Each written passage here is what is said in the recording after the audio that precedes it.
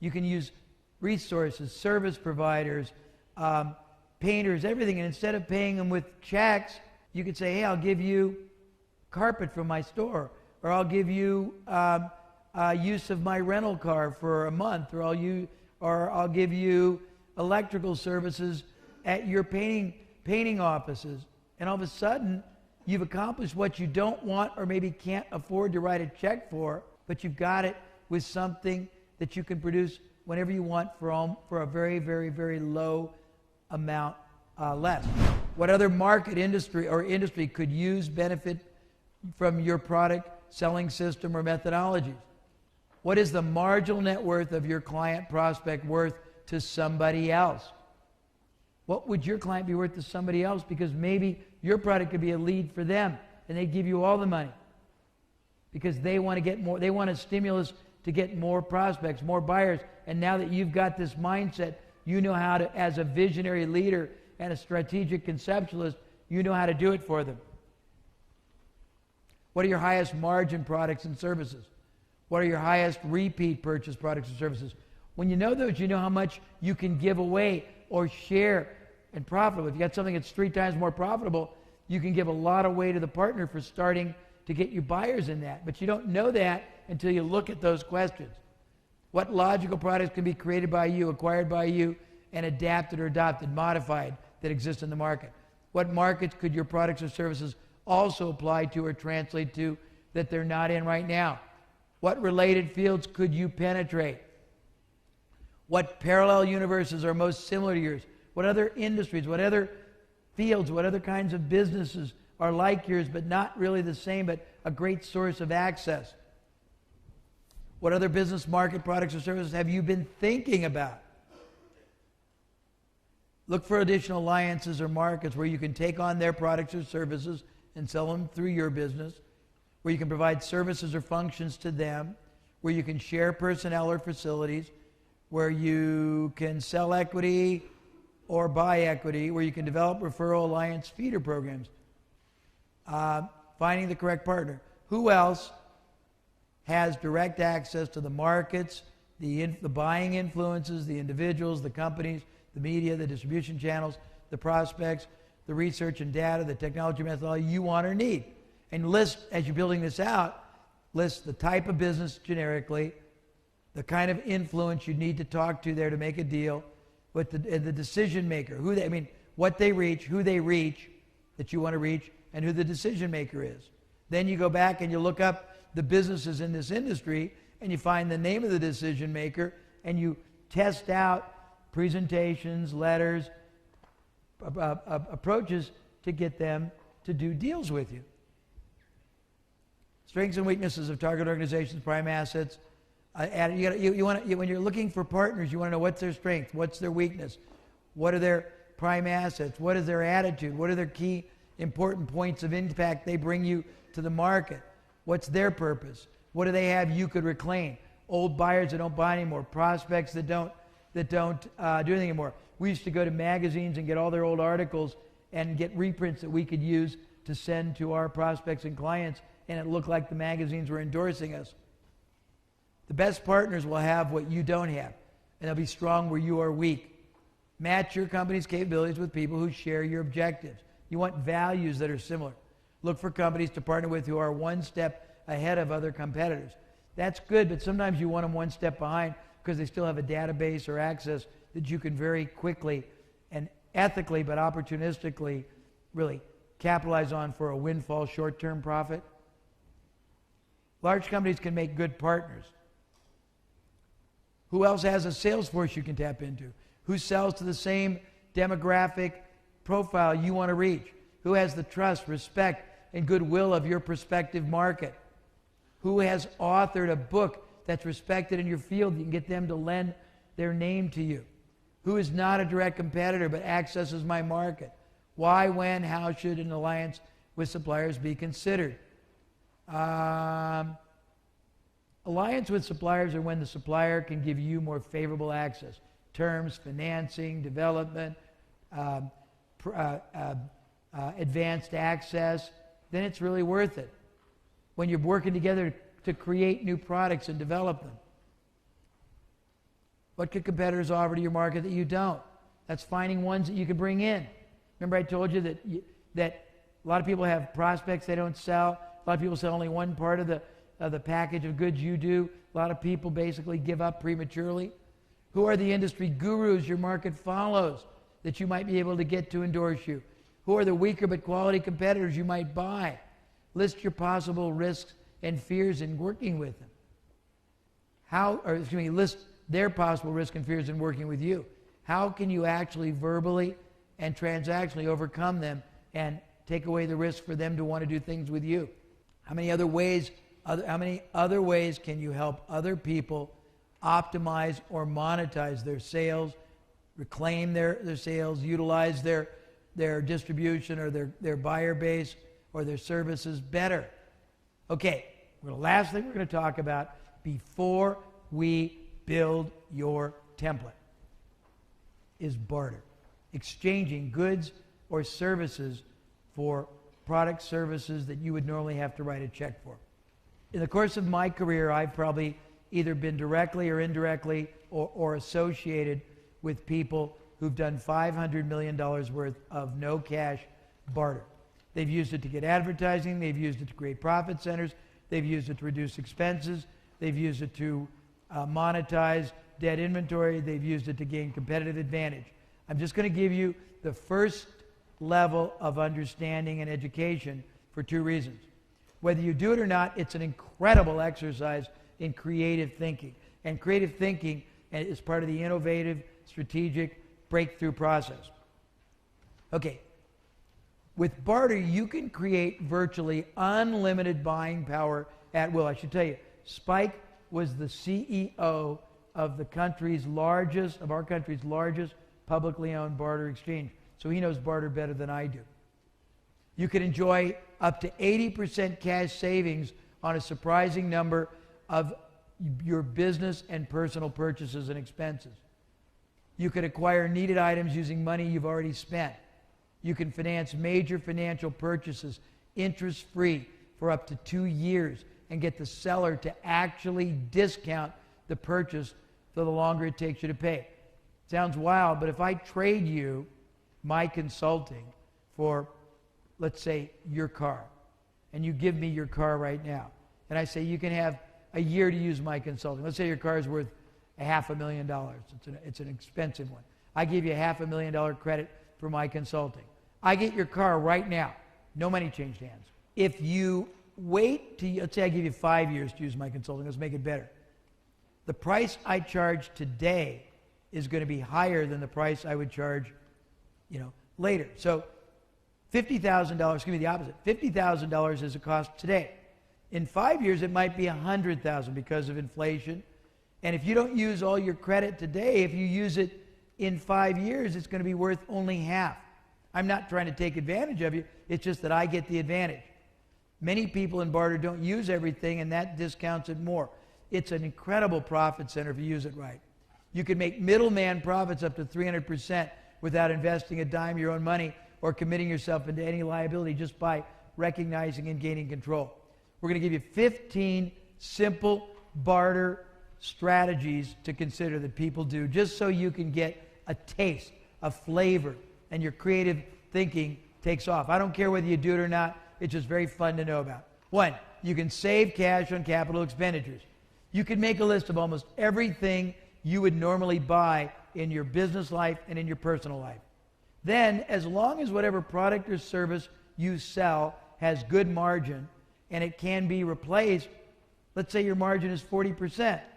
Well, anything you would buy for cash, if you could trade it at full retail or full market value for your product, you just got a 40% savings. Does that make sense? More interestingly, in barter, certain hard goods like cars or TVs or electronics are worth twice as much as soft goods. So you can get even a multiple on what it would give you if you wrote a check for cash. You can increase your total sales. If right now you're producing 80% capacity, but if you traded goods and services you could produce for products and services you wanted, and you went to full capacity, your margins would go up across the board, and you'd still save money also on the products or services you were acquiring at a discount. Barter lets you pay operating expenses, even payroll, with soft dollars.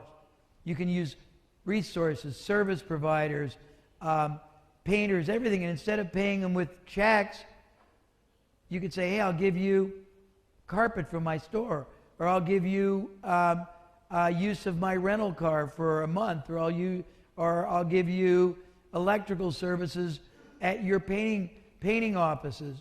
And all of a sudden, you've accomplished what you don't want or maybe can't afford to write a check for, but you've got it with something that you can produce whenever you want for a very, very, very low amount less.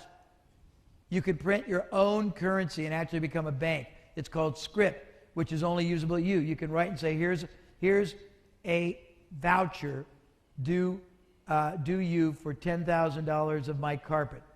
What I want for you is for you to provide me with $10,000 of your restaurant credits that I can use for my sales force and my convention.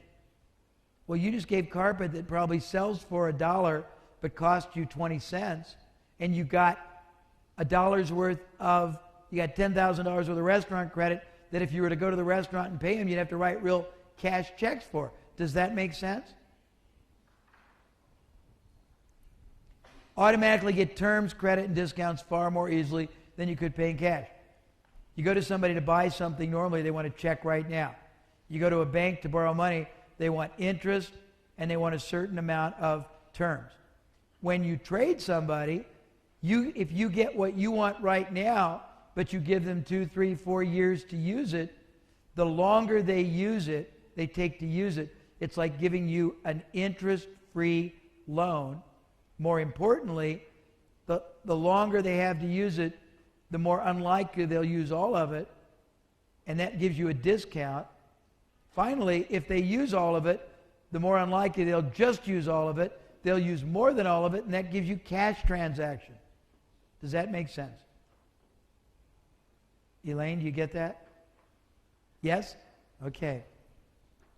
Breakage. We already talked about that. Cash conversion. You can do barter a number of ways. One is direct for things you want or need in your business or outside. Number 2, you can do triangulation, which means you take what you've got, which maybe isn't appealing to the people who have what you want, and you trade it to a third party for something that is appealing to the people you're trying to trade with. That's called triangulation. The third approach is a barter profit center. And I'll tell you a story that hopefully make a point. One of my many jobs before I became a marketing expert was working for a magazine in Indiana. The magazine was a travel magazine, but it was the number 3 successful one. It wasn't 1, it wasn't 2. It was very, very low on success rate. We had great difficulty selling advertising pages to people. However, many advertisers were willing to trade. Hotels would trade credit for rooms and food. Airlines would trade credit for travel, airfare. Electronics makers would trade TVs or stereos. But we didn't know what to do. They didn't. Then I came there, and we changed our strategy. Now, one other thing. Ad pages in our magazine were selling at retail for $10,000 a piece. Our hard cost was only $1,000 a piece. So we were getting a 10 times markup. Are you all with me? But we couldn't sell many because we were the number 3 in the market. But we could trade, but we didn't know what to do with it. So here's what I did. I started aggressively trading to hotels, to airlines, to resorts, to electronics people for goods and services at retail value, $10,000 of our advertising, one page for $10,000 in TVs or $10,000 in hotel credit or $10,000 of restaurant credit. Then I would take the credit and instantly sell it to somebody who I'd strategically realized wanted it or needed it or could benefit from it for 50% off. Half off. 50 cents on the dollar. Now, remember, the pages were selling for $10,000 on the few, but we were having trouble selling them. They were costing us $1,000, 10 to 1. We were not selling much. We were getting no cash in. But when I traded a $10,000 page for $10,000 worth of electronics or stereos or TVs that I sold for $5,000, that I sold for cash. We got cash in our bank account for $5,000. I was getting $5,000 for something that cost us $1,000. So I still was making 500% on my money. I have created barter profit centers for companies all over the world. Car dealers are perfect for it. Big car dealer in the States may do $150 million in sales. That means they probably have $10 to $20 million in expenses, everything from car wash people to paint and carpet and sign painters and janitorial. Well, if they can trade a car that they have 20% margin in for something they were going to buy for cash, they just reduced it by 20%. And on $20 million worth of expenses, that just brought $4 million to their bottom line. But it gets better. We even get car dealers to trade the use of a car for 4 years, like a lease, and fully value it and take it back at the end and get the reclamation value. Is that too sophisticated, or does it make sense? You all get it? Isn't that interesting? Should be exciting creatively. Create a barter profit center. We just talked about that. Home shopping network. In the States, I don't know about here, there's a big 24-hour-a-day cable network that's all about shopping. They just sell stuff. The way it got started is a man owned this very unsuccessful radio station in Florida. He couldn't sell advertising, so he traded for anything he could get and tried to sell it. One time, he got stuck trading for 1,000 electric can openers, and he didn't know what to do with them, so he did a special Saturday 4-hour auction of all the junk that he'd collected in trade, and he sold everything out, and it gave him the idea of having a shopping channel. But he started by doing that to grow his business, and he kept expanding and expanding. Vastly expand your available advertising budget without using any cash. In the United States, one of the most successful cruise lines is called Carnival Cruise. Carnival started out with a second-hand, beat-up one cruise ship. They were so poor, they could only paint it on one side. Truthfully, the other side was all rusted and ugly. They had to back it in always to the port with the painted side out so that travelers would see it. They had no money. And they had about 800 rooms on a typical boat. When it went out, they were only selling about 400. So every time they'd go out every week, 400 rooms were unfilled. The rooms were worth $1,000 a week. That means they were losing $400,000 a week, no pun intended, down the drain. They went to a friend of mine named Dave Wagenford and said, can you trade it for advertising to sell paid travelers and cruise packages? He went to radio stations, television stations, magazines, people like us, Holiday Magazine, and he traded advertising for the cruise line for credits that the advertisers could use later for cruises.